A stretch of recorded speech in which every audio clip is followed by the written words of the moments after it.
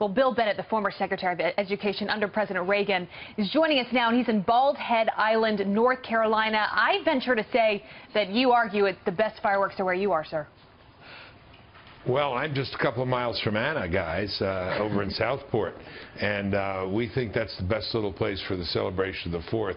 I guess it was voted the best small town or sea beach town for the 4th of July. So it's a great day here. We got a golf cart parade. 100 carts will be decorated with various themes.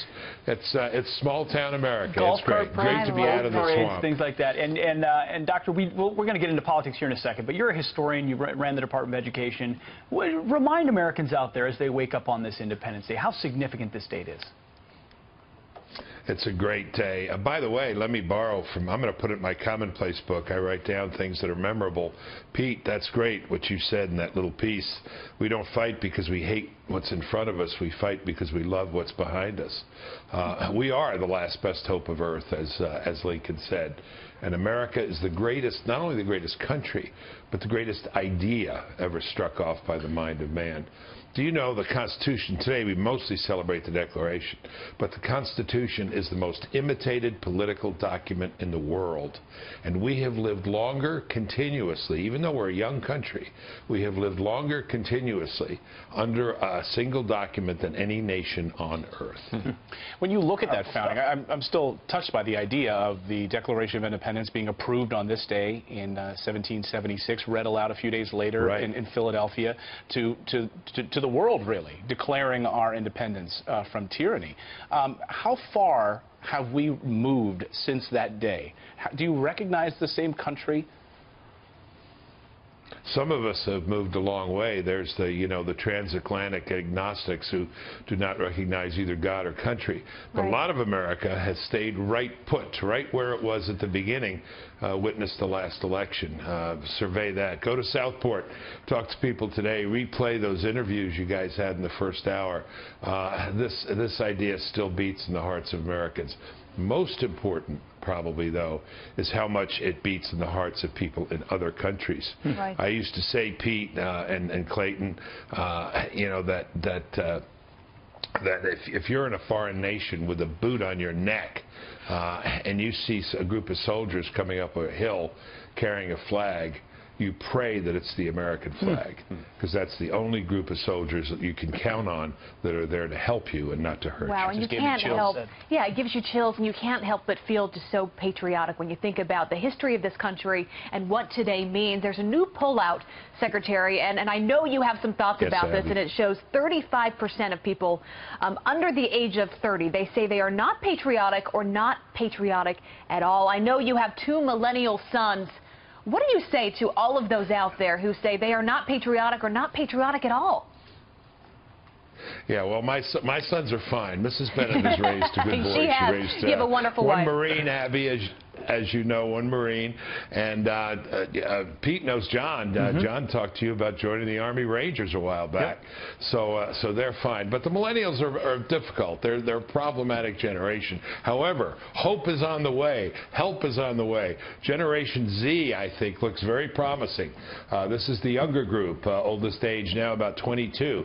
It looks like their attitudes are shifting back to a little more conservative view of the world rather than these millennials to the children of the boomers, and the boomers didn't teach everything that they should have, Doctor, obviously looking ahead, President Trump going to meet with Vladimir Putin over the next few days. Much will be made in the mainstream media about that meeting. Will it be a bit of a bromance? My question is, how strict and tough will he be with Vladimir Putin? Are we going to see him put him in a headlock? I mean, this administration has been pretty vocal against the Vladimir Putin regime as it is. Rex Tillerson's meeting and so forth. What do you expect to see? Right.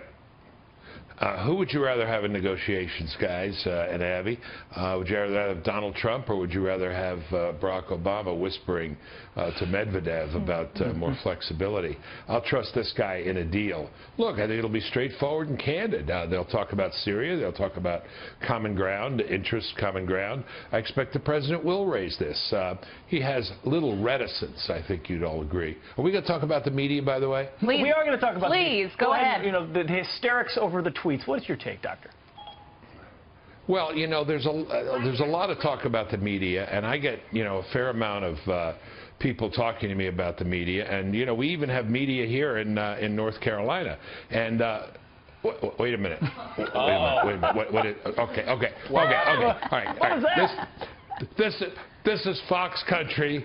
Get out of here. The president has taught you a lesson. This is Fox Country. Anyway. You tell him, yeah, look at that.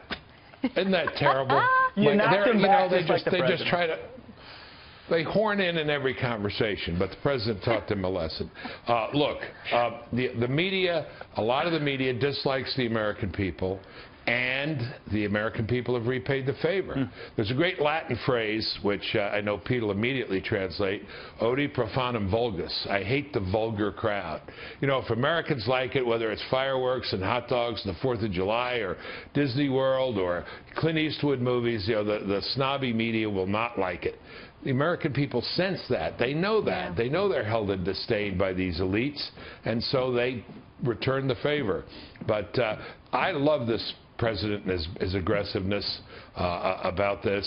Some of the tweets, yeah, it could be rephrased and reframed. But, you know, I watched several presidents bow to the media, try to ingratiate themselves to the media. It doesn't work, and they deserve a tap on the head. By the way, Nancy Pelosi said the media were the guardians of democracy. Free press is an important part of our democracy. But if the bad guys are coming over the wall, who do you want defending you?